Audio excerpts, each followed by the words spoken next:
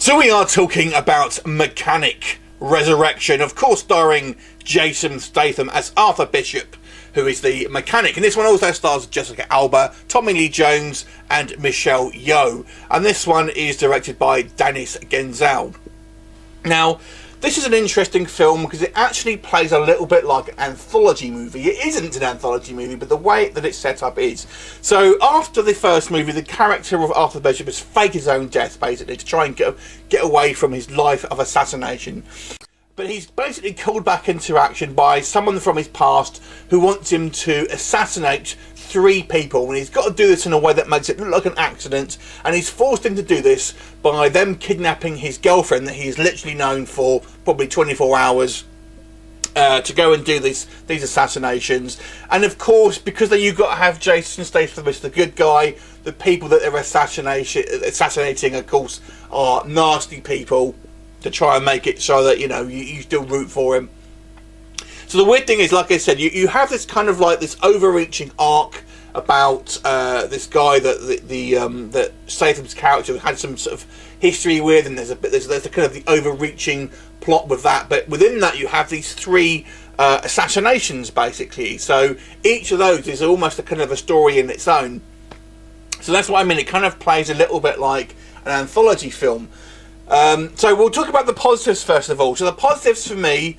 The assassination segments of the movie are by far and away the best pieces, particularly the first 2. I thought the third one wasn't quite as good, but the first 2 are very good. They're very kind of exciting. They're very inventive in the way that the kind of Statham's character is getting sort of ingratiated to a point where we can kind of deal with these people and get through all the variety of different security measures that he has done. There's some good stunts in it. There's some good action sequences.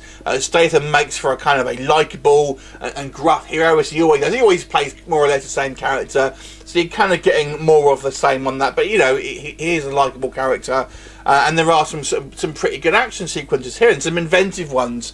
It plays a little bit like these sections at least play a little bit like the Hitman video game, I feel. On the negative side, the overreaching plot, so the main plot of the story is weak. It is so cliche driven.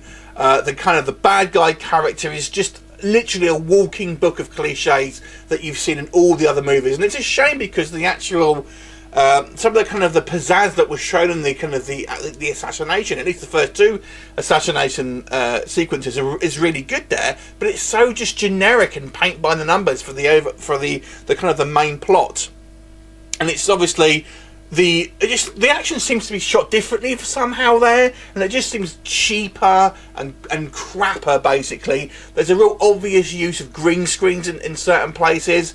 And as for the rest of the cast, Jessica Alba is literally playing the damsel in distress, and like I said at the beginning, that we're meant to believe that Statham's kind of doing this because of her, but he literally just met her, and Alba's character literally spends 90% of her screen time being captive. She has a kind of couple of small action sequences where I felt that the casting director, oh yeah, she's a kick-ass person. She's not just a damsel in distress.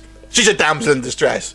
Tommy Lee Jones, looking old, I've got to say. He's one of the targets that is marked for assassination. Michelle Yeoh is a barkeeper. Literally, that's it. Don't be expecting much of her in here. She's not blink and you miss it, but she's not in it a whole lot.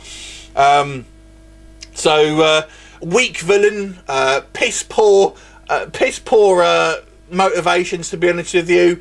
And when you think about it, it's kind of the way this film is set up. I mean, some of the stuff is OTT. The action in certain sequences is fun, but it's kind of OTT and kind of cheesy. But this whole kind of what happened, and it could have been avoided with just a pretty much a simple sit-down conversation as, can you do this job, basically, yes or no. Apparently he's the only one that can do it, but I find that hard to believe. But there you go. And of course the guys that are marked for assassination, because you've got to cheer for Statham's character, they're of course painted as like child molesters or something like that. So obviously the guys who are marked for assassination, they just can't be just regular people. They've got to be some kind of bastard. So overall, I've got to say, it's a real just cheesy B-movie feel to it. Now, it's obviously got some fairly sort of advanced set pieces, so I wouldn't quite go as far to say it is a B-movie, because obviously it's kind of that weird mid-range film, although it does have definite kind of a B-movie feel to it. It's very kind of unsophisticated plot and kind of cheesiness and crappy green screen, but there are some quite good set pieces, and there are some kind of like good uses of a location and stuff like that. So it occupies a kind of a weird space where I don't feel it's kind of comparable to the higher budget kind of action films that you've seen, like Jason Bourne most recently, but it's probably more expansive than your typical kind of B-movie action films that you'll see straight to DVD. So it's this weird sort of space between the two of them. I think if you're a Jason Statham fan, you'll like it, but it's kind of more of the same. It's very, kind of OTT action. But this film is just going to get forgotten straight away. It's okay if you like a kind of action film, but it's so forgettable, and it's such a cliche fest, and the villain is crap. Anyway, 6 out of 10 for me. Have you seen it? What did you think of it? Leave a comment, and I'll look forward to seeing you next time. Bye for now.